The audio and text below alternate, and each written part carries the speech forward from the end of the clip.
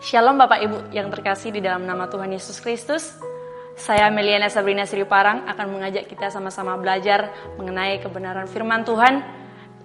Namun sebelumnya saya mengajak kita semua sama-sama untuk berdoa. Mari kita berdoa. Terima kasih Tuhan, terima kasih Bapa, kami bersyukur atas kasih dan anugerah-Mu. Siang hari ini kami sama-sama mau belajar tentang kebenaran firman-Mu. Berkati hamba-Mu yang menyampaikan firman-Mu, berkati saudara-saudara juga yang mendengarkannya, biarlah kiranya Tuhan Kau memberkati kami semua. Di dalam nama Tuhan Yesus Kristus, kami berdoa dan mengucap syukur. Haleluya, amin. Saudara-saudara yang terkasih di dalam nama Tuhan Yesus Kristus, pada siang hari ini saya mengajak kita semua sama-sama belajar tentang kebenaran firman Tuhan. Tema yang saya ambil pada kebenaran firman Tuhan siang hari ini yaitu tetaplah berdoa yang terdapat di dalam 1 Tesalonika 5 ayat yang ke-17.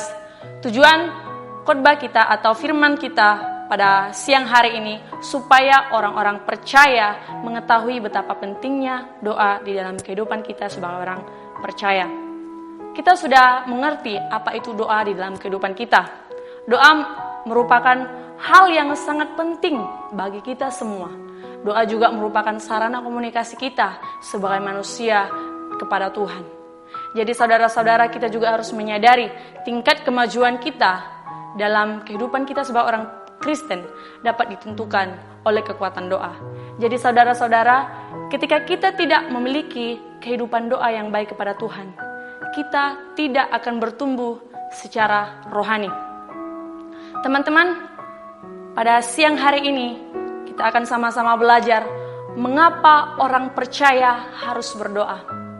Yang pertama, karena berdoa merupakan perintah.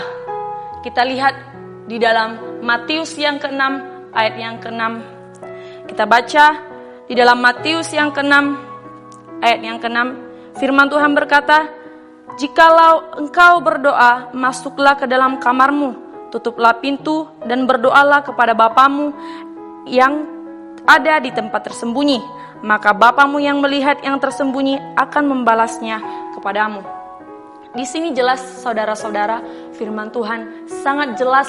Tuhan berkata bahwa kita sebagai orang percaya ketika kita mau berdoa, ketika kita mau menyembah Tuhan, berdoa, bertelut, firman Tuhan berkata, masuklah ke dalam kamarmu, tutuplah pintumu.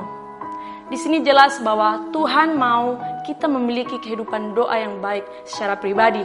Tuhan mau kita sebagai orang Kristen memiliki doa yang sangat-sangat luar biasa.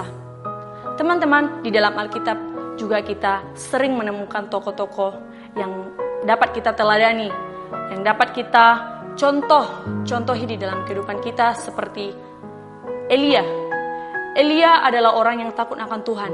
Elia mengenal siapa Tuhan. Elia adalah orang yang sangat-sangat mencintai Tuhan. Ketika ia berdoa kepada Tuhan supaya hujan tidak turun selama 3,5 tahun. Dan apa yang terjadi teman-teman? Hujan tidak turun.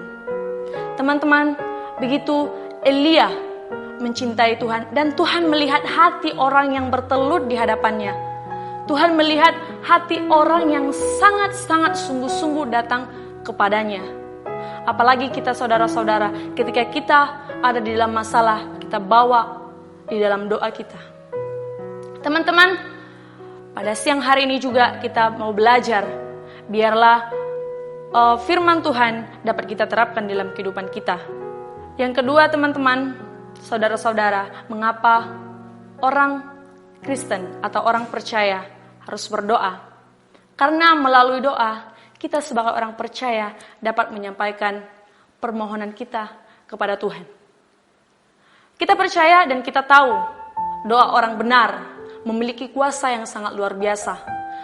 Doa orang benar memiliki kuasa yang sangat-sangat besar. Ketika kita yang takut kepada Tuhan berdoa bertelut dengan kesungguhan hati kita datang kepada Tuhan, Tuhan tidak akan menyia-nyiakannya saudara-saudara. Dan ketika Tuhan melihat hati kita yang sungguh datang kepadanya, Tuhan juga senantiasa akan menolong kehidupan kita. Kita lihat di dalam Filipi yang keempat ayat yang ke-6. Kita buka Filipi 4 ayat yang ke-6 di mana firman Tuhan berkata, Janganlah hendaknya kamu khawatir tentang apapun juga, tetapi nyatakanlah dalam segala hal keinginanmu kepada Allah, dalam doa dan permohonan dengan ucapan syukur. Saudara-saudara yang terkasih di dalam nama Tuhan Yesus Kristus, firman Tuhan sangat jelas menekankan kepada kita bahwa ketika kita memiliki masalah, contohnya di sini kita memiliki kekhawatiran yang mungkin menurut kita sesuatu yang kita khawatirkan tidak mudah, tidak akan terselesaikan. Tetapi firman Tuhan berkata, bawalah itu di dalam doamu, di dalam ucapan syukurmu. Tuhan meminta kita supaya apapun yang menjadi beban kita bawa kepadanya. Kita taruh kepada Tuhan melalui doa kita.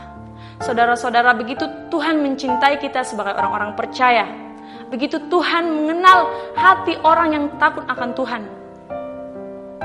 Kita juga dapat lihat di dalam Matius yang ke-14 ayat 30 sampai 31, di mana firman Tuhan berkata, tetapi ketika dirasakannya tiupan angin, takutlah ia dan mulai tenggelam, lalu berteriak, Tuhan, tolonglah aku. Segera sesudah mengulurkan tangannya, memegang dia dan berkata, hai orang yang kurang percaya, mengapa engkau bimbang? Di sini adalah kisah seorang Petrus yang mau tenggelam, saudara-saudara. Tetapi ketika mereka dihadang oleh badai yang begitu ribut, ketika mereka melihat Tuhan berjalan di dalam air, mereka berkata itu setan, itu hantu. Tetapi Petrus dengan kesungguhan hatinya dia tahu itu Tuhan. Dia berjalan di atas air. Dan ketika ia mulai takut akan angin yang begitu kencang, dia mulai tenggelam, saudara-saudara. Ia berteriak kepada Tuhan, Tuhan tolong aku. Tuhan melihat. Di situ Tuhan melihat Petrus dengan kesungguhan hatinya. Tuhan mengangkat tangan Petrus. Dan Petrus keluar dari air. Begitu juga di dalam kehidupan kita, saudara-saudara yang terkasih. Ketika kita mungkin mau tenggelam di dalam masalah kita. Ketika kita mungkin mau sudah capek. Ketika kita sudah mau merasa Tuhan sudah cukup. Tapi Tuhan berkata, datanglah kepadaku. Berdoalah kepadaku. Dan kita lihat di sini bahwa Tuhan mengangkat Petrus keluar dari air. Begitu juga Tuhan akan mengangkat kita keluar dari masalah kita, saudara-saudara. Saudara-saudara, biarlah firman Tuhan kita selalu terapkan di dalam kehidupan kita. Kita harus memiliki kehidupan doa yang baik. Dan yang ketiga, mengapa kita orang percaya harus berdoa?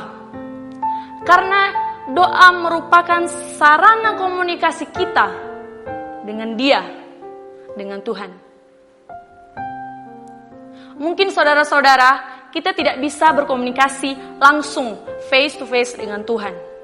Tetapi kita dapat berkomunikasi kepada Tuhan melalui doa. Seperti yang sudah kita pelajari, kita sama-sama sudah tahu bahwa Tuhan mau kita berdoa. Melalui doa kita dapat berkomunikasi dengan Tuhan. Ketika kita datang kepada Tuhan, ketika kita mau menyampaikan isi hati kita, ketika kita mau mengeluarkan apa yang mungkin menurut kita tidak sanggup untuk melakukan segala sesuatu, Tuhan juga mendengar setiap doa kita, dan Tuhan juga melihat kesungguhan hati kita. Tuhan melihat lubuk hati kita yang sangat-sangat dalam. Dan Tuhan akan senantiasa menjawab doa-doa kita. Kita lihat di dalam Kejadian 25. Kejadian 25 ayat yang 21. Ini adalah kisah seorang Ishak. Saya bacakan. Berdoalah Ishak kepada Tuhan untuk istrinya, sebab istrinya mandul. Maka Tuhan mengabulkan doanya. Teman-teman, doa orang percaya pasti ada perubahan. Doa orang yang beriman pasti ada perubahan yang terjadi ke depan. Begitu juga dengan Ishak. Ketika dia berdoa kepada Tuhan, kita tahu siapa Ishak. Dia mengenal Tuhan, dia percaya Tuhan, dia takut akan Tuhan. Ketika dia berdoa untuk istrinya yang mandul, di sini di ayat 21b, firman Tuhan berkata, Tuhan mengabulkan doanya. Dan di sini firman Tuhan sangat jelas teman-teman, saudara-saudara, di mana ketika kita memiliki hubungan yang baik kepada Tuhan, di mana kita memiliki takut akan Tuhan, Tuhan menjawab doa-doa kita. Dan saya juga sangat terinspirasi oleh kehidupan seorang wanita atau tokoh di dalam Alkitab juga. Seorang Hana yang begitu merindukan supaya dia memiliki seorang anak. Kita lihat di dalam 1 Samuel ayat yang pertama sampai 1 Samuel 1 ayat yang pertama sampai 27. Di situ menceritakan seorang Hana yang begitu merindukan akan mengandung. Dia berdoa kepada Tuhan. Dia bertelut kepada Tuhan. Dia menangis sungguh-sungguh datang kepada Tuhan. Bahkan dia dibilang mabuk. Tetapi dia tidak peduli akan hal itu. Saudara-saudara, dia memiliki iman yang baik. Dia memiliki roh yang takut akan Tuhan. Sehingga di ayat yang ke-20, firman Tuhan berkata, maka setahun kemudian mengandunglah Hana dan melahirkan seorang anak laki-laki. Ia menamai anak itu Samuel, sebab katanya, aku telah memintanya daripada Tuhan. Firman Tuhan sangat jelas, saudara-saudara, di mana seorang Hana yang merindukan seorang bayi atau seorang anak, dan Tuhan mengabulkan doanya seorang Hana. Biarlah kita juga sebagai orang-orang percaya, orang-orang Kristen, memiliki kehidupan doa yang baik, memiliki roh yang takut akan Tuhan. Kita percaya, yakini aja bahwa Tuhan menjawab doa-doa kita sebagai orang-orang percaya. Biarlah firman Tuhan ini dapat kita terapkan dalam kehidupan kita dan dapat memberkati kita semua. Tuhan Yesus memberkati. Mari kita sama-sama berdoa. Bapa, kami bersyukur Tuhan, terima kasih buat firman-Mu yang sudah kami sama-sama pelajari. Biarlah firman-Mu dapat kami terapkan di dalam kehidupan kami, supaya kami dapat memiliki kehidupan doa yang baik. Kami mengerti siapa Engkau di dalam kehidupan kami. Kami memiliki iman yang teguh di dalam Engkau. Terima kasih Tuhan, terima kasih Bapa.